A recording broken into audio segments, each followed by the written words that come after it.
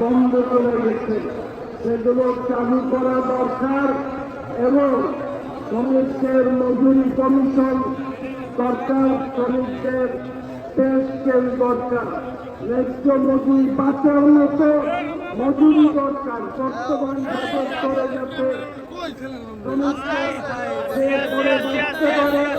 সন্তানের শিক্ষা দিতে পারে, ছেলে মেয়ের সংসারকে লালন পালন করতে পারে, সেরকম মজুরি আমাদের দরকার। আমি সেটি আজকে দাবি করছি এবং ট্রেড ইউনিয়ন অধিকার আরো অবাধ হবে, যাতে সমস্ত শিল্প কলকারখানায় ট্রেড ইউনিয়ন করার অধিকার মানুষ পায়, সেটি আমাদের রাষ্ট্রের থেকে নিশ্চিত করতে হবে। এবং আমি বলতে চাই যে আজকে যে চুক্তিগুলো বন্ধ হয়ে গেছে, 25টা খুলনায় চুক্তি বন্ধ হয়ে গেছে, সেই চুক্তির শ্রমিকরা অমানবতার জীবনযাপন করছে, তাদেরকে পুনর্বাসন করা দরকার।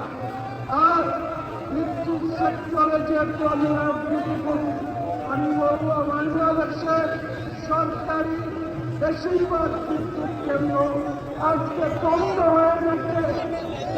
বিদ্যুতের ভয়াবহ যে পরিস্থিতি, আওয়ামী লীগের সৃষ্টি, আওয়ামী লীগের সময় আওয়ামী লীগের যে পেরিয়ার ছিল, সেই আবিষ্কার